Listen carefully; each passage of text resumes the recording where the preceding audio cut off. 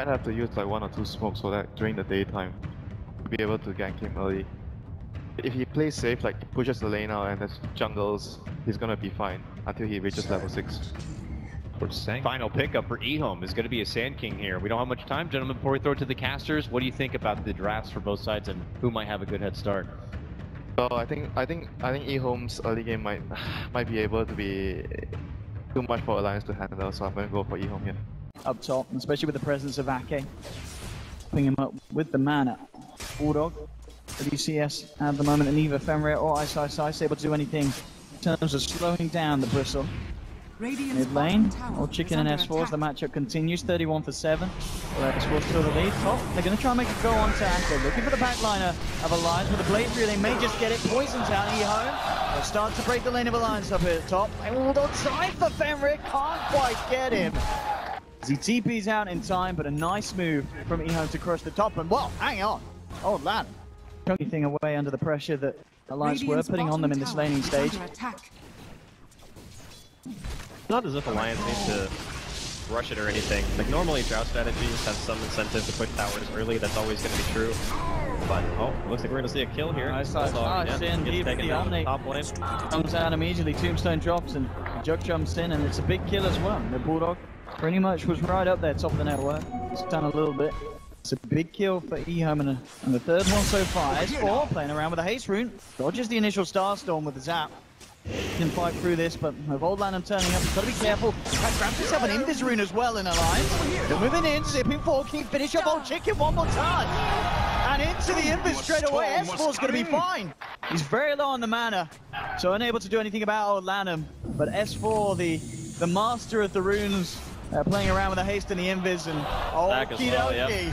He'll take that as well as a bit of a bonus. S4.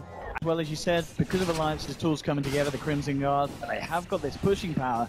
Good news for them is the fact that, as we can see net worth-wise, they're already very much individually at the top.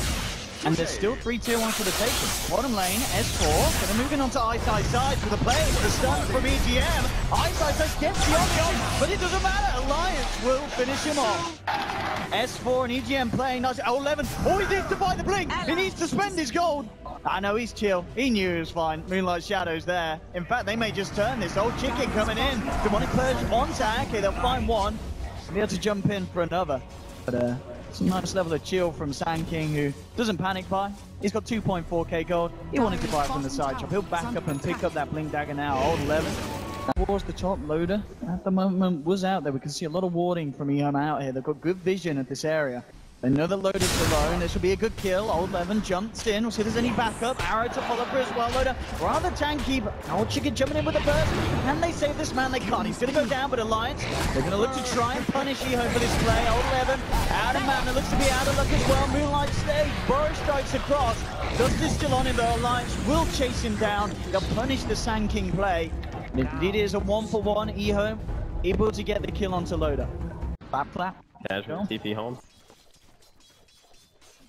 Vision for me is going to be the more important thing, actually. Sure, having the sustain is great. Being able to never have to go back to base is great. But having the ability to see the Sand King before he goes in is also great. Let's see how to play this. It looks timing's there. Ehome not want to mess that one up. That was a pretty cocky move from S4 to be farming that wave. Like, he knew they were there. There's no way that he deceived it.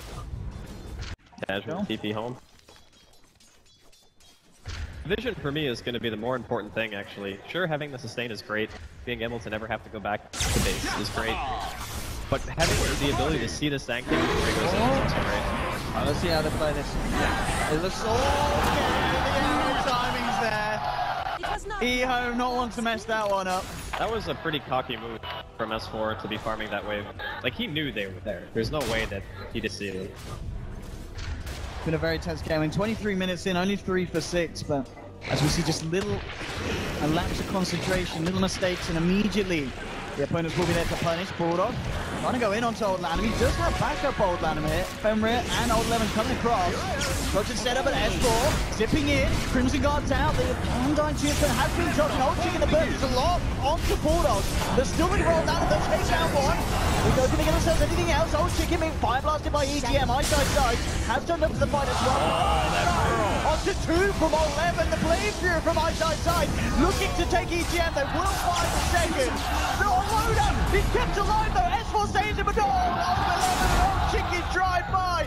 Find a third alliance, falling apart here on this top fight. Akke forced back to base, and S4's had to head off to the side. Ehome kind of baiting them in there with the Undying, and Alliance, they're quick to bite, and Ehome are quick to counter-react. In the 13 minutes, they didn't really push the towers until quite a bit later, and then Bulldog goes for the SNY before even trying to go for something like that pipe. And the team as a whole feels like it's so scared of the epicenter and team fights and the Mirana damage that they're just avoiding engagements because of that. On him, and looking for the setup. The timing is perfect. The arrow as well as he's gone. Ehome's execution with this combo, immaculate, catching the storm every time. It's not even group stages, but main stage as well. Teams struggling to break high ground because they pick a lot of melee cores. Ehome kind of suffered from that. We have Ehome letting their push up to the high ground. Running low from Akke, trying to slow down the advance, but Ehome more down. Looking very good. The stun, the burst of the corner. So much damage coming out from this combo from Ehome. There's no buyback. That's a full minute. That's a bristleback with 15k net worth on him, and he disappears just like that. That's got to be terrifying. That is their only frontline hero as well. I mean, EGM can do what he wants. LaNm with a 2-man burst. S4 gets in, trying to tag out Loda. Loda's he's taken down. And lost the ground. Immediate buyback from Loda for this defense. Ehome just jump in, take whatever they want, get straight back out. Just toying with Alliance at the moment on these high ground pushes. The mid again, are they waiting for Alliance to come out? I mean, if you're Ehome, surely you're not that scared at this point. They can illusion siege, if anything, right? They just keep disrupting iceiceice, they send his illusions on the range racks, they kill that, and then if Alliance ever get out of position, oldchicken gets a burrow, and potentially they can just take the fight from there. Alliance looking for some kind of wraparound. They will find Fenrir on the back line. This time they do have the dust, trying to take down the SD. They'll find one. Undying's tombstone has been dropped. Alliance try and fight into it. They'll take the tombstone down. iceiceice with the front and two on the side. S4 giving around. The oldchicken comes in with the start something. The epicenter from oldchicken. Bulldog's down. Alliance is starting to falter. S4 still trying to deal with LaNm, but he can't quite get it. Oldchicken jumps away, but he gets zipped on by S4. It will take another minute, as we can see. Ehome moving in. Alliance totally wide. iceiceice with the triple.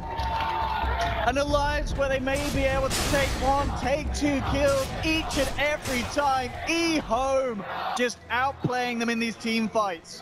oldchicken is doing so much work on this thing. The guy had serious struggles during the laning phase, but as soon as he got his Blink Dagger, he has been delivering this entire time. Ehome's going to very easily take down this melee rack.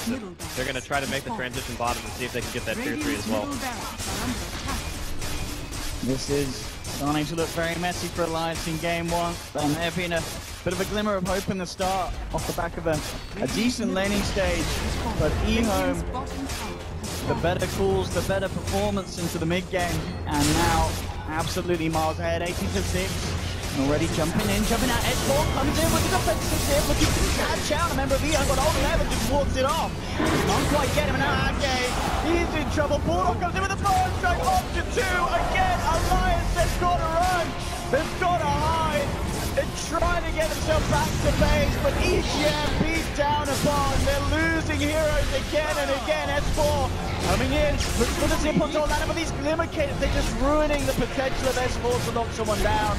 And Ehome, they'll take the racks down bottom as well, back off. Loda coming in, trying to do something about iceiceice, but they've only got 3 and it's back. They come Ehome, ripping Loda to pieces. S4 on Bulldog, the last man standing, but an ulti slash to the back of Bulldog brings him down.